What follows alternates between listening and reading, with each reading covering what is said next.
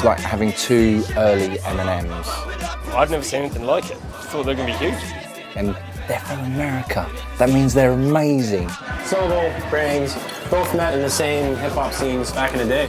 We basically decided to join forces together and take over the planet.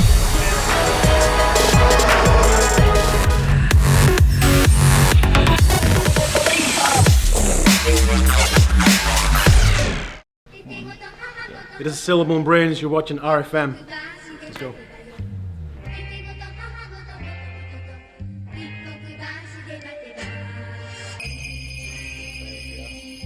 Interesting question. Yeah, I think the situation is obviously when we were first starting, there wasn't many guys sort of pushing it, you know, and trying to do what we were doing. So for us, obviously, to twist that, we had no chance. We tried it as we could. We were Scottish rappers, you know. We were full on UK hip hop, and it didn't work for us, you know. We were just sort of shut off because of our accents. So for us to go and do that, obviously that's what we had to do at the time. Nowadays it's not so much. It's not quite so bad, you know. I think the main problem is these days is that guys need to think ambitious. They need to think like with ambition, and they need to push it. It's not just a case of I'm rapping my Scottish accent, I can get away with it these days. Rapping your Scottish accent, that's totally fine. I mean, we're now Silibil N Brains as us. This is us, but at the same time, we're thinking out the box. We're not thinking about the little scene that's going there. We're not trying to rap for our friends, you know. I think when people step out of the scene, when people try to push it to the next level and really think big, then that's when the scene's going to grow. The way I see it right now is the only issue with the scene not growing is the fact that people are not thinking big enough, you know. And then these guys, Scottish rappers stuff, they need to think big, and we're not sitting thinking, let's keep it here and we'll do this little scene, You need to push it, get without that scene, and that's the only way your own scene's going to grow. Like that was the big difference between us and anyone around us at the time, and any of the MCs that were coming through at the same time in the UK and the whole of the UK, not just Scotland. It was just the fact that we have huge ambitions. We don't want to be local legends in 5 years' time. We'd be like still working in call center. No problem with that. It's just that we had a skill set, and we worked our asses off to be at the highest skill set of rhyming. I mean, brainwashing. We weren't into the kind of fashion and the popularity side of it. We hid ourselves away and worked.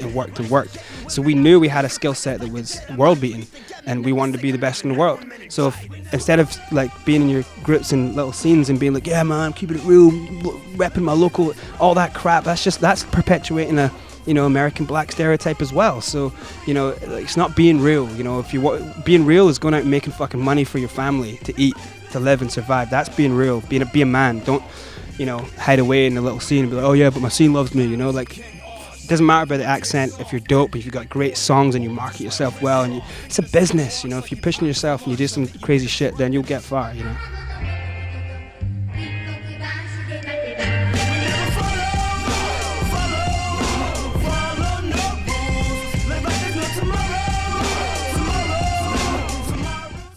To be honest, there's a lot of discussion on you guys almost got fame, and fame, and there's a lot of talk about fame. But for me, and I know a lot of people ask us oh, you guys met all these big stars and partied with Madonna and Green Day and all that stuff. But to be honest, I was just stoked that I could go into a studio every single day and make beats and make great tunes, and people love them, and play big shows and get my stuff out there. If I had to paint myself a different color and wear this Silibil N Brains outfit, then that was great and that was amazing, and we loved playing that. But yeah, it wasn't about the fame, it was about getting our stuff out there, so I'm sure if we were just had the ambitions to be famous, we would have just been stoked about just being friends with Madonna or getting to meet Green Day and stuff. It wasn't like that for us. We wanted to be the best, and we still do.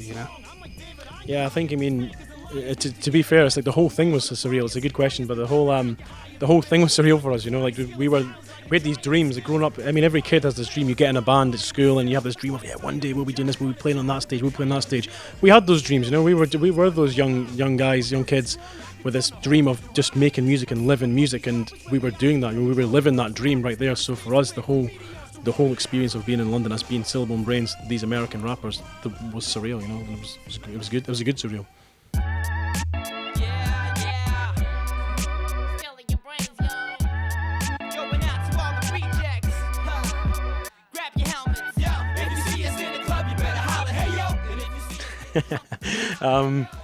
Yeah, I mean, for us right now at this point, having the film and having the album, obviously we've got the new album and everything ready to go, and having all that right now is a chance for us to prove now, because people get mixed up with the whole fake rappers and the press are putting out there, or like the hip hop hoax. It's like the one thing is not a hoax is the talent and the passion for hip hop. You know, the skill set that we've got, and the like Gavin said, like the amount of effort we put in and the hours and hours perfecting our art, you know, like that's going to come out now and that's going to be shown. So for us to have the record out there, we're just waiting for you guys to see it. I mean, yeah, and the EP is out right now. I mean, if anyone's got any questions about skill level and, you know, like listen, our plan was to go down and say, and part of our lie was to go and say that, you know, we were part of Eminem's crew.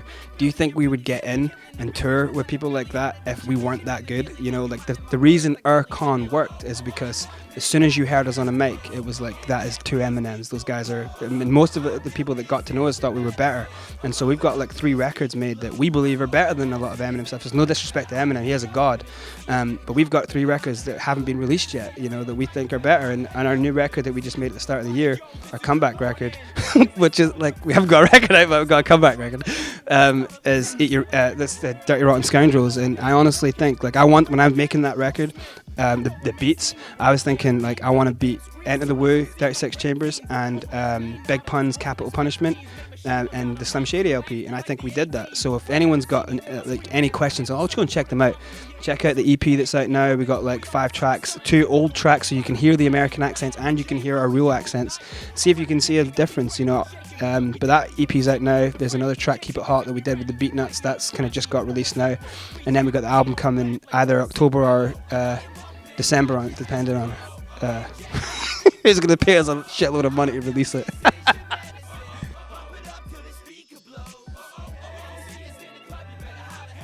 I'm honestly quite torn. The thing is that what you have to understand about, like, when you're in mainstream music is no one gives a fuck about anything. If you're hot, if you're dope, if you've got a good voice, if you've got some good records, if you can manufacture something to be amazing, then fuck it. And she's a white girl and she twerks, you know what I mean? Like, come on, it's obviously going to get hits. The controversy, you know, is obviously going to do well. Do I think she's dope? Nah, I've listened to like 2 tracks. It doesn't really interest me because I'm a spitter, but and I don't understand, like, how she can have that crazy deep south drawl and then speak in an odd Australian accent afterwards. It's insane, you know.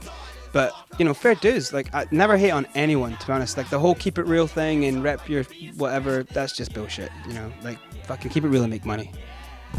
I never heard of this bitch. Who is she? some white girl that, like, she's from Australia, but she raps in sings and raps in American, clear American, like, broad, deep South American. But she twerks and she's hot, so, you know, you'd love it. Sounds good. I'm fucking working for a PR. Yeah, fuck it. Good luck to her. Good luck to anyone thinking outside the box. Fuck it. You know what? Like, you start, you know, if say, you know, I get a lot of people messaging me and saying, like, look, I'm from Russia. Like, I can't put fake accents. I can't do it. But I always just say, look, whatever, man. Figure out a plan. Figure out a direction. What's your dream? What's your goal?